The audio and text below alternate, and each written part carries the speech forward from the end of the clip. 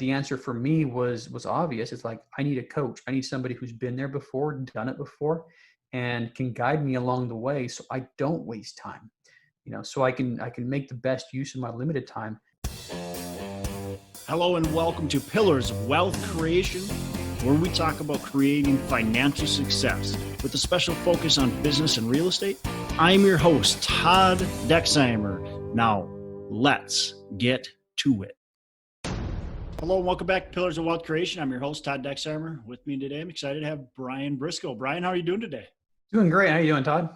I am fantastic. Thanks for joining me on the show. A little bit about Brian. He's the co-founder of the multifamily investing firm POWC Capital. They currently have about $7.5 million assets under management. He's also the host of a new podcast called The Diary of an Apartment Investor, and they bring on experienced and aspiring investors together. On each episode, interview kind of a different style, which is pretty fun and exciting. He's also an active duty Marine lieutenant, stationed at the Pentagon, and retired in 2021 after 20 years in service. So thank you very much for your service. That's awesome. That's a long commitment. And so we thank you. Hey, thanks a lot. I appreciate it. And, thanks for having me on your podcast. It's a great podcast. Been listening for a long time. Thanks, man. Yeah. My brother was a Marine as well. So, Oh, really? yeah. So he spent, I think, 6 years in the Corps, and is still living kind of near where he was stationed in South Carolina. So Beaufort, South Carolina. Yeah, it's a beautiful area. My wife grew up just outside of Columbia, and I was in Beaufort right before COVID closed everything down, actually. But right there, close to the water. Still kind of. South Carolina doesn't have a whole lot, big population centers, so it's still kind of has this relaxed little area. Yep. Little town feel for sure. So tell us a little bit more about your business, what you're doing today, and kind of where the focus is of POWC. So, POWC, there's four of us, in the company. Me, Todd, Butler, Eric, Shirley, Brian, Mallon. We are acquiring, multifamily assets. Syndication model is what we use. Right now, we are focusing in South Carolina. Interesting that your brother lives there. But we're focusing in upstate South Carolina. We like the Southeast in general. But, if you had to nail me down to one area, it's the area along I-85 corridor between Charlotte and Atlanta. But generally, what we're looking for is, value add B and C class apartment buildings that we can come in, either make management a little more efficient, fix things up. We're looking for, some sort of efficiencies to gain and capitalize on to force the appreciation. We're somewhat of a new company.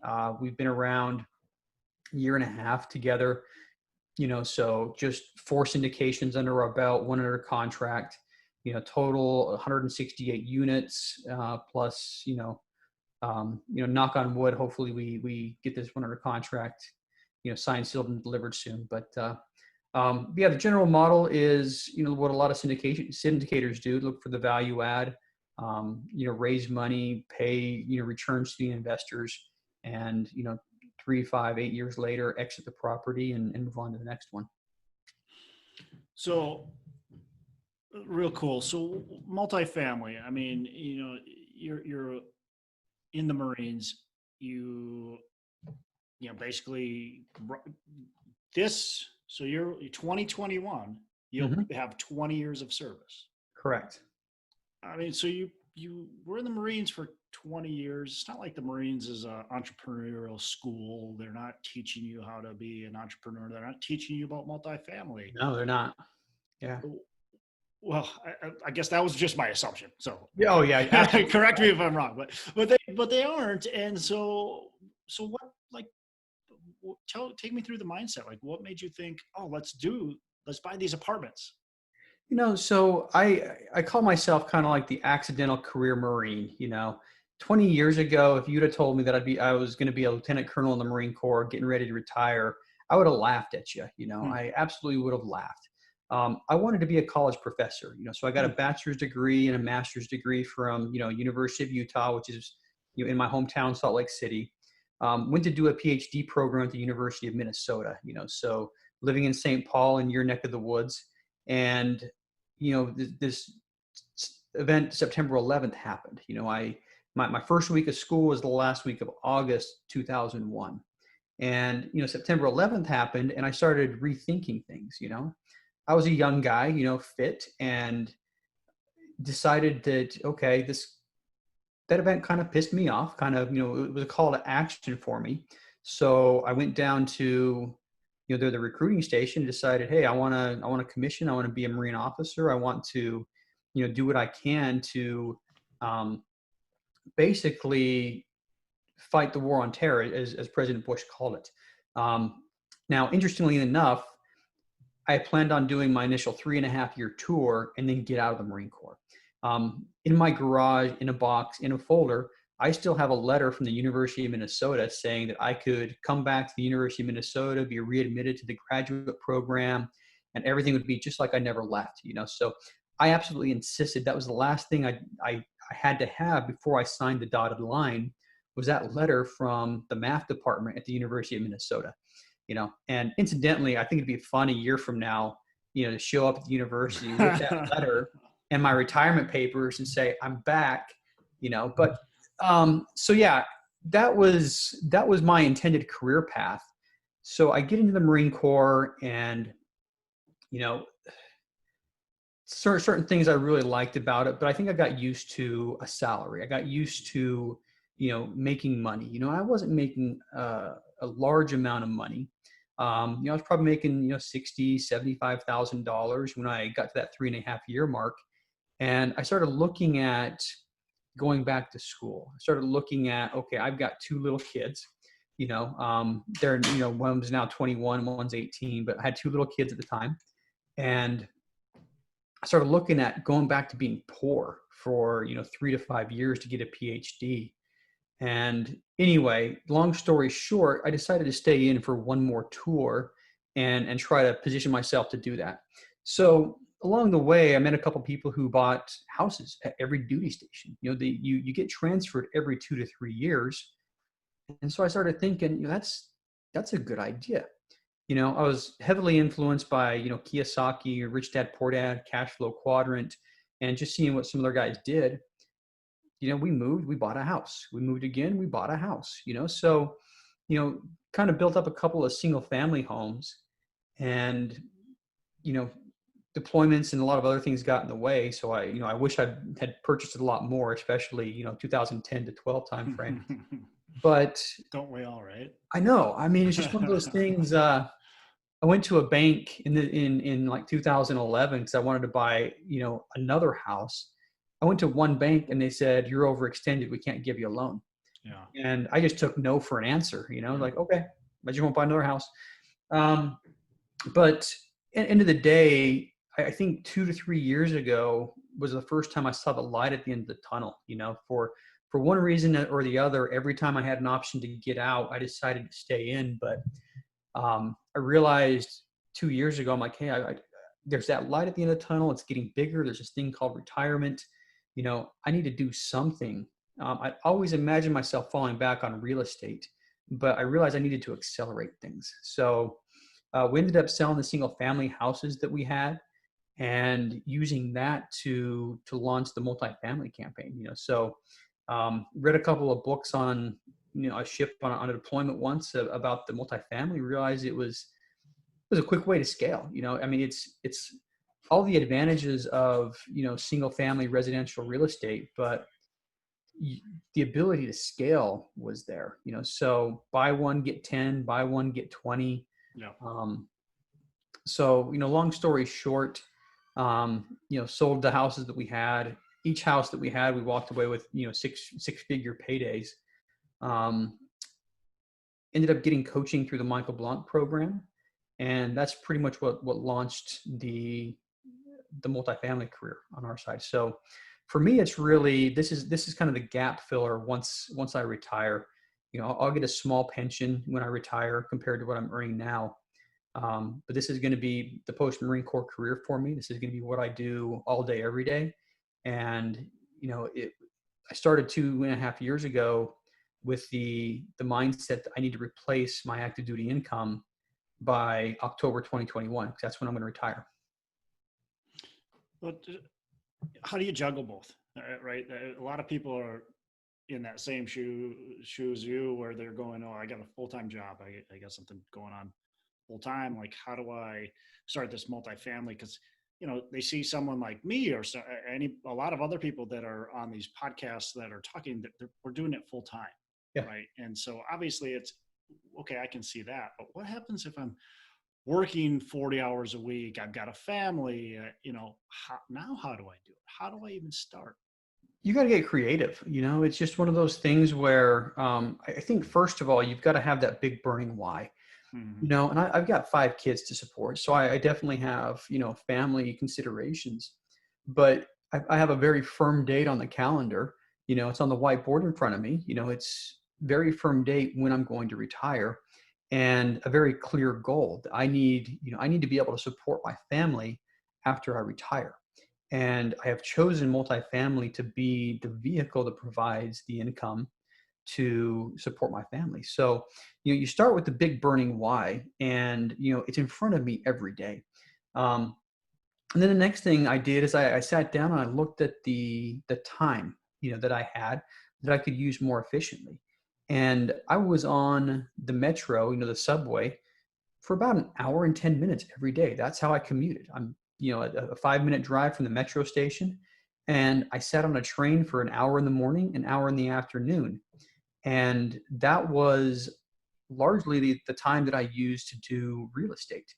You get a lunch break at your job, so I would schedule calls during my lunch break, and if somebody couldn't talk to me till 1 or 2, yeah, I'd take my lunch at 1 or 2.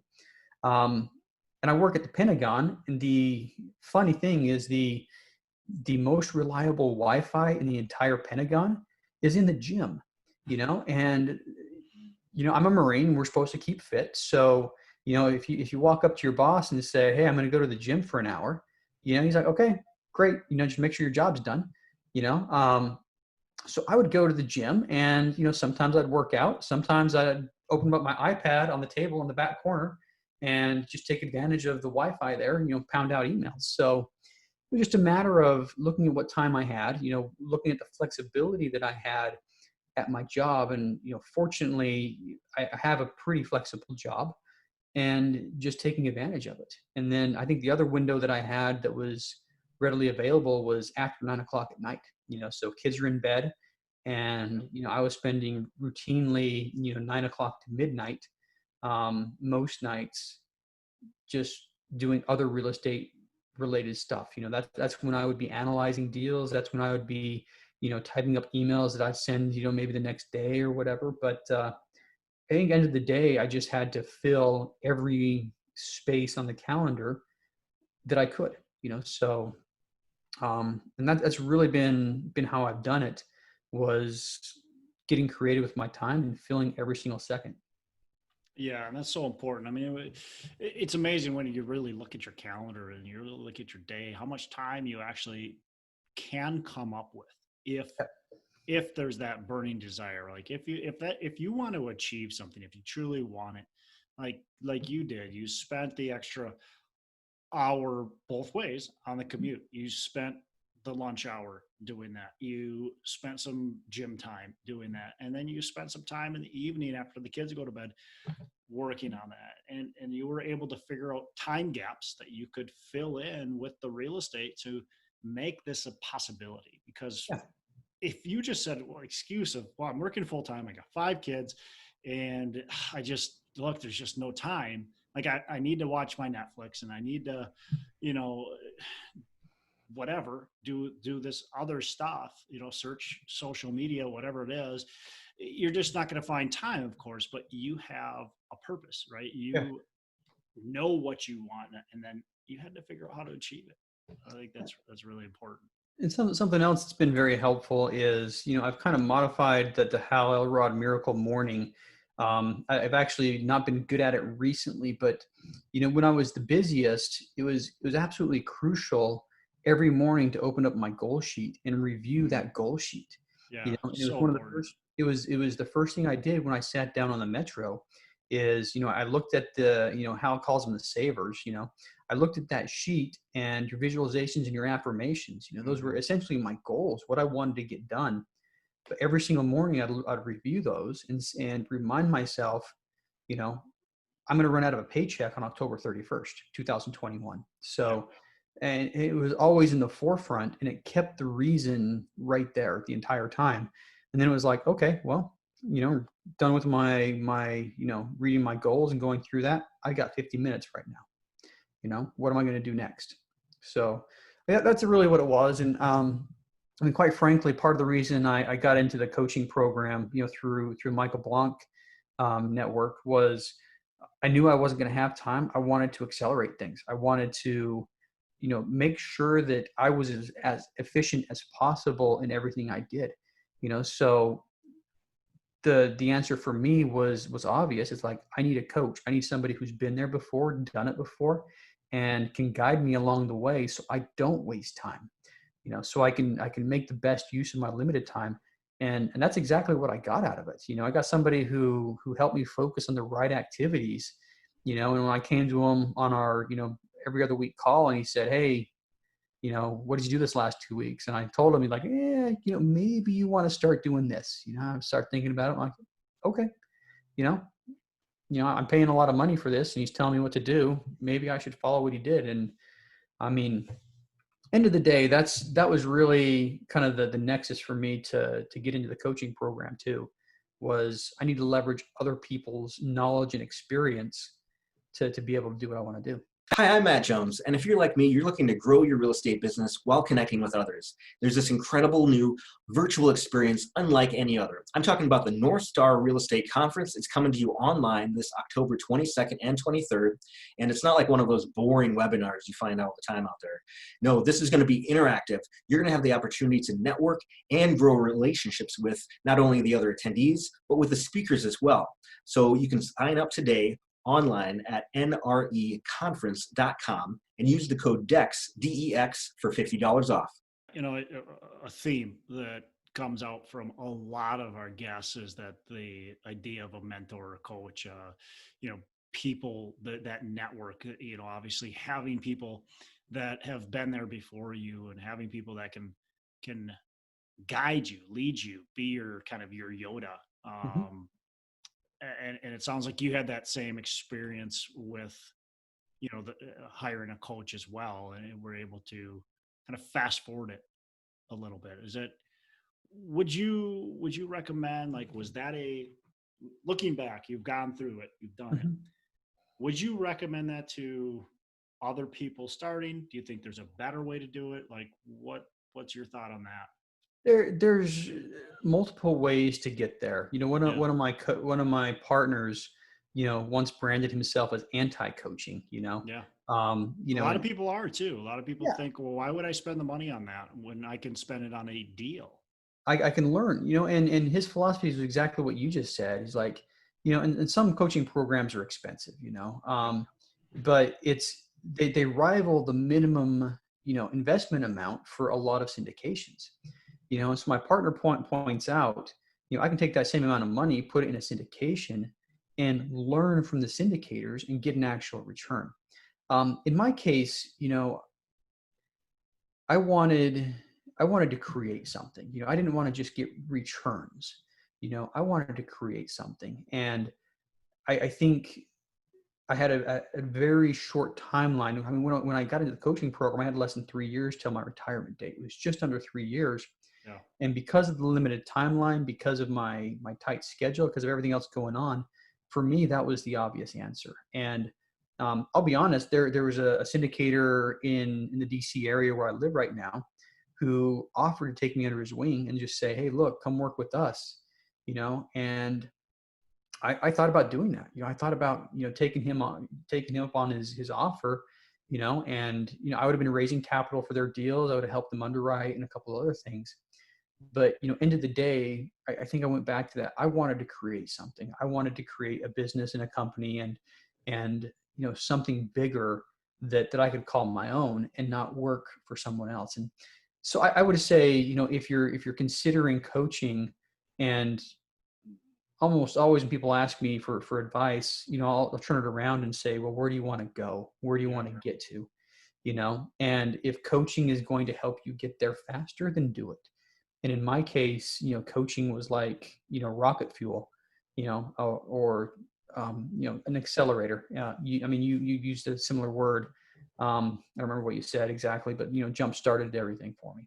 Yeah. Yeah. And that's super important to understand, like, where are you going? Because Mhm. it's not for everyone, as you said, but it's extremely valuable.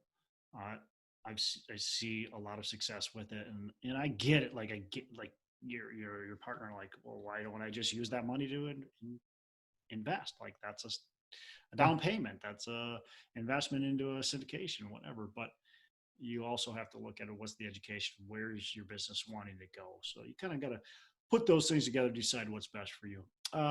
Let's talk about, let's shift gears, talk a little bit about maybe a mistake that you've made along the way and how have you learned from it? Lots of mistakes made, hard to focus on one. I think, up front, um, one particular project, we were just a little bit undercapitalized. I mean, we came in, we thought we needed, X amount for all the renovations. Yeah. And, after we closed, we had more money in the bank than we planned by just a little bit. And we were super excited. We're like, we're overcapitalized. Yay.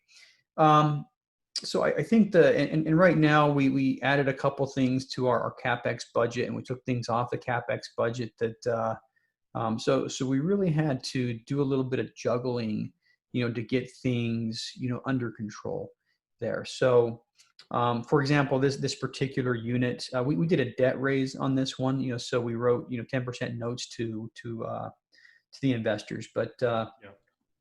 um, so on this particular property, there were two burn units that we had allocated, like 60 or 70,000 to bring back up to full operation.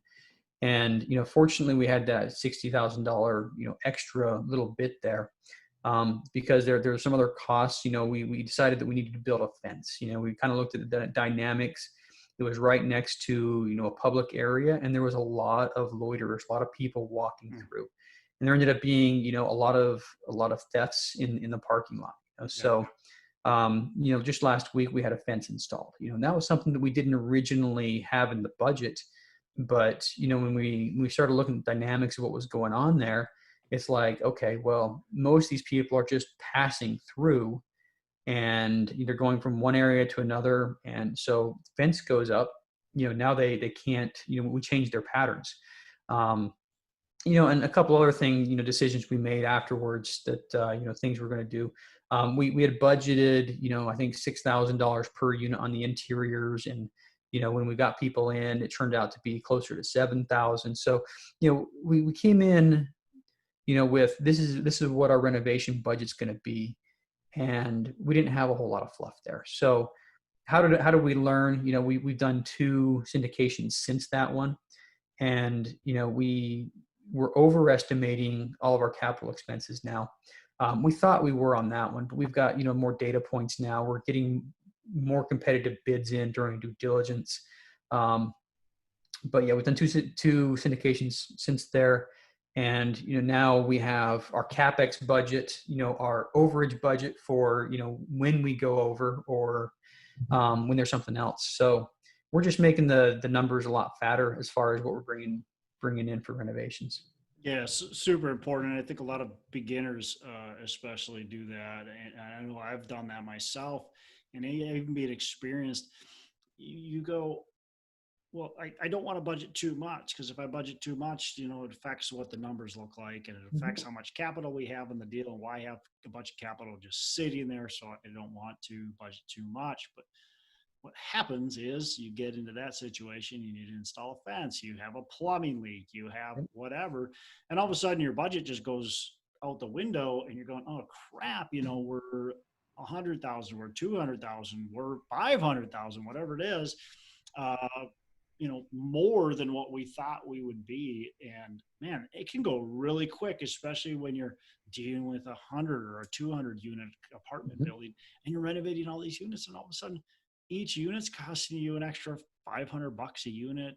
Yeah. $800 a unit, whatever it is. It all adds up. It all adds up. It's amazing how quickly it goes. And so I'm in the same boat with you, is that I would rather have extra capital sitting around that we can distribute back to our investors Mhm. than to be sitting here trying to figure, okay, where do we have to cut the budget today in order to hopefully not do a capital call? Or are we going to have to do a capital call and ask our investors for more money, which is really the last thing we want to do to our investors. Now, if it needs to happen, I mean, you just have to do that potentially, but that's what we want to try to avoid. So I'm with you. And again, it's easy to make that mistake, especially because again, we're trying to be tight on our numbers. We're trying to make sure everything's good there. And okay, well, we think we can get this thing done for 1.2 million, and so we're going to put that on there, and we don't have that crap budget of a couple extra $100,000 just in case. Yeah. I think one other thing that we've learned from, and I interviewed somebody on my podcast. It's actually the episode that drops tomorrow, but he made a really good point on what they do with their CapEx budget. Is they prioritize the capital expenditures. So you may have 6 or 8 or 10 things on your budget list that you want to do, but they'll go through and they'll say, these are the things we absolutely have to do. These are the things we'd like to do, and these are the things we can do. And on this project I was talking about, we did a couple of the things that would probably be in the these are the things that we can do category before doing the things that we absolutely had to do. Once again, it was, we thought we would have the money to do everything, and when the other expenses came in, and we're like, well, shoot, I wish we hadn't done that part already. It looks nice, and it was nice to do, but end of the day, you kind of got to look at the returns are going to have the biggest return on investment. You gotta do certain things first, and the other things down the road can potentially wait. So the other thing we're doing is just categorizing things a little different. So here are the things that we absolutely must do, and make a list of it. And even if some of the tertiary or the smaller things are like the low hanging fruit and things we could bang out really quickly, we're still going to wait to get those done. Yeah, and that I really like that. I mean, I think that's wise because, as you said, it might be easy. We might just want to grab it right away because we're like, oh, that's super easy. Let's just do it.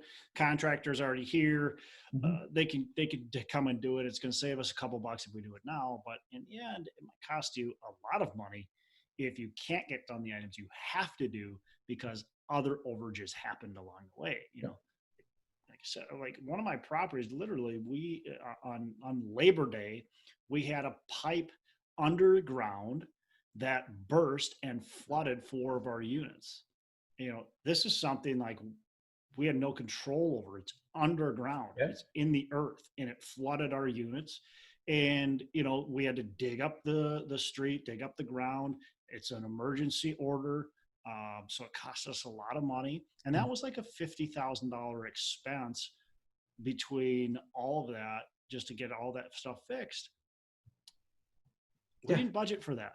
Like we didn't plan on an extra $50,000 happening. And so when you have stuff like that happening and you have other overages that might happen, having that like kind of wish list is nice to wait till the end. I really like that idea. So thanks for sharing that. So, let's talk a little bit about the team that you've built, because you have succeeded on the team that you've built. And a lot of people are in the same boat. They're going, well, do I get started with multifamily myself? I see this struggle a lot. I clients that are like, do I get started on my own? I want to do it on my own. I don't have anybody I want to partner with. And they think they're going to, buy 500 units, 1,000 units, 10,000 units all by themselves. Yeah. Good luck. Which might happen, right? But good luck. Like you said, it's challenging. So let's talk about the value of teams, the value of partnerships, and then kind of, how did you go about it? How did you formulate the team, the 4 Oaks, and maybe some of the other teams that you guys have done? So, yeah, so from the beginning, I realized I need a partner, and I was doing a whole lot of networking. I was going to local networking events. I was going to some of the national networking events. I was in as many forums as I could, in any place where I could, get a little bit of traction. But I found the most traction in the Michael Blanc program, and I met Eric Shirley first, and I realized I looked at his profile. We have a private group in using a Slack app. But I looked at his profile and his phone number is on there, 803 area code. I'm like, that's South Carolina, and I knew it was South Carolina because my wife's grandma, calls from the 803 area code, and she'd call, once, twice a month, when I hear a phone ring, 803 area code, oh, Angie, it's your grandma, um, so I saw that, and oh, by the way, I was looking for properties in South Carolina at the time. So I remember either texted him or called him. I don't remember what, but we had a couple of conversations.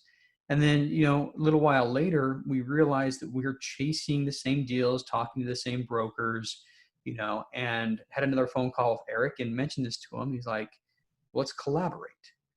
I said, okay, that actually sounds great. Let's share notes. He lives in Wilmington, North Carolina, which is a couple-hour drive from, a lot of the properties that we were looking at, and he was like, hey, I'm going to be in Columbia next week. I can just go walk that property. I'll take a bunch of pictures. I'll send them to you. We'll get on the phone afterwards and we'll talk about it, and so we started doing that, and it wasn't too long until we had our first property under contract. And at that point, what I forgot to mention, Eric had already partnered with Brian Mallon. So when I decided to partner with Eric, it was a 2-for-1 sale on partners.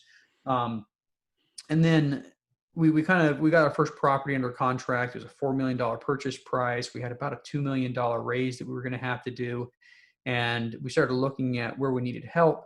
And Eric says, hey, I know a guy. Let's bring him into the group. And that's how I met Todd Butler. Was, Eric introduced me to Todd Butler, who was also in the Michael Blanc program. So basically, we all came together in an ad hoc fashion to do one single deal. But what happened is we were on the phone together a lot. We're talking to each other, we're texting each other, we're on Zoom calls with each other. And incidentally, our Friday at noon Zoom call, I was in the Pentagon gym every Friday at noon, on my iPad, and, in uniform most of the time, and so they got used to seeing that. But we had a really good thing going. And after several months of,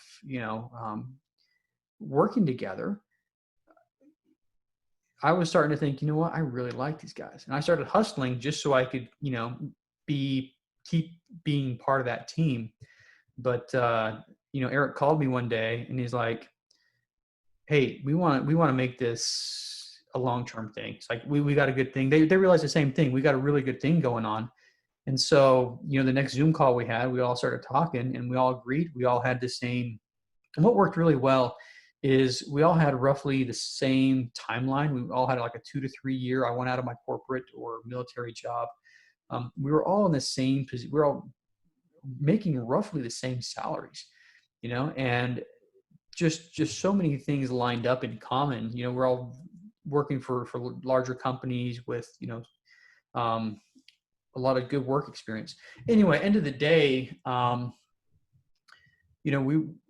we decided to make, form 4Oaks Capital, and, we ended up, it was right before we closed on our first property, but we ended up closing that property and, three more afterwards. So yeah, so that's kind of how the partners came to be.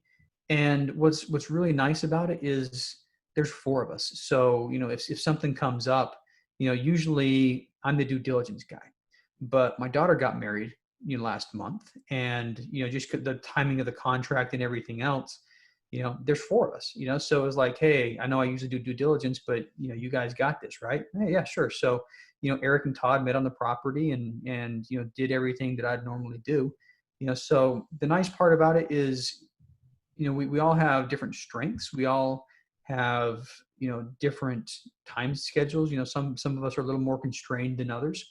And so there's a lot of ways to cover everything that we have to do.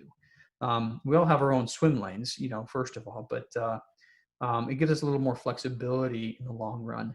And, there's the old adage, many hands make light work, and just a little easier. And there's a lot more motivation there, so it's not just me pushing myself anymore.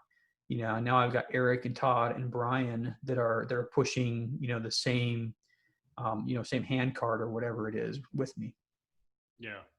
Yeah. Super valuable. And I really like what you said there. You guys kind of all have the same timeline, Mm-hmm. right? And you all have kind of the similar salaries, which means you probably have fairly similar lifestyles, fairly similar, spending needs. Yep. And one thing that I've noticed on partnerships that maybe breaks down is where one of the partners needs to spend a lot more than the other partners. Mm-hmm. They have whatever it is. They have a really fancy house, or they just love buying cars, or whatever it is, but they end up, valuing money differently. And so they need to take huge salaries out of the business. That's challenging. Obviously, same thing with your personalities and ethics and all that kind of stuff. But I think you mentioned the salaries, and I really like, I like that, because you got to think about it. How much do we actually need as a group? Where are we all going as a group? Mm-hmm. We all want to retire in 3 years.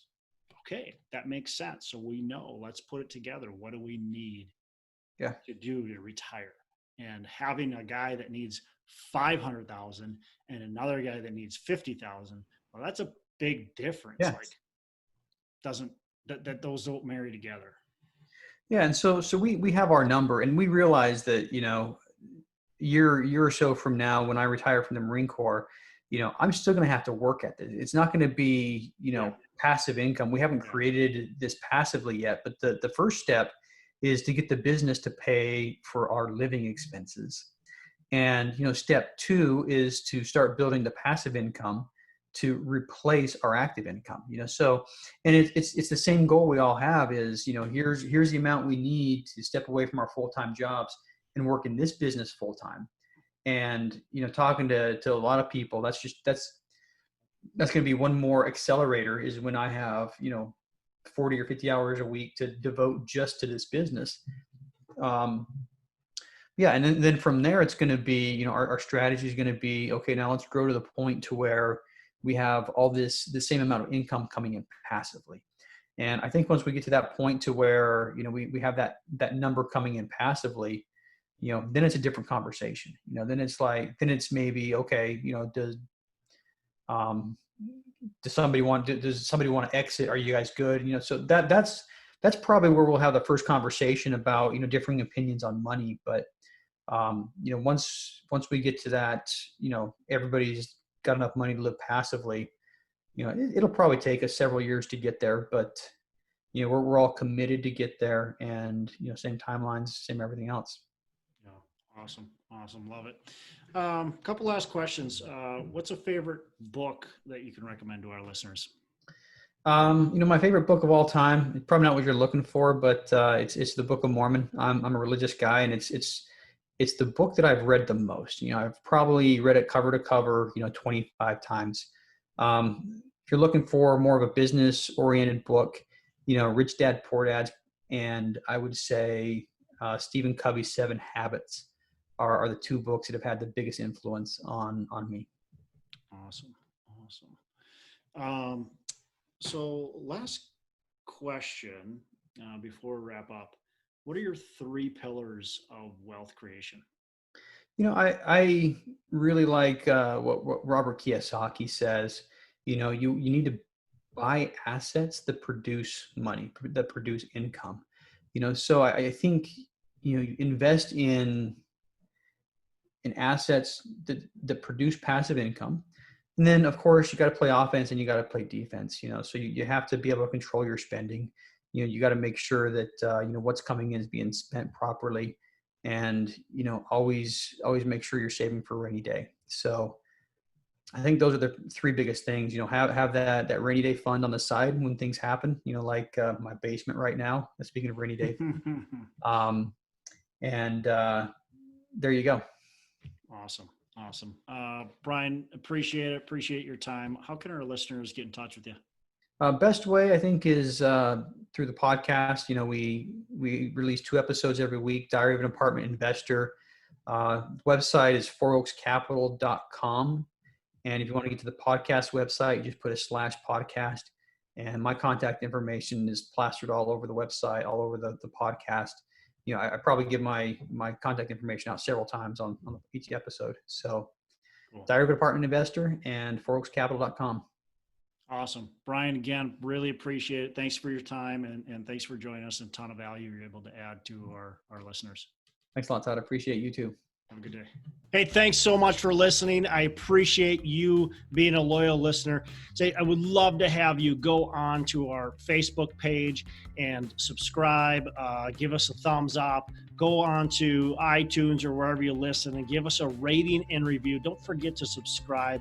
Your rating and review just helps us push this out to more and more people and continue to grow our audience and hopefully positively affect a ton of people out there that really need this and want this. So the other thing I've got for you is a free ebook on my website. So go on to venturedproperties.com, and download our free ebook on real estate and on syndication. And I've got some data points in there, some really good stuff for you. So I'd love to have you take a look at that. It's free. I'm not expecting anything from it.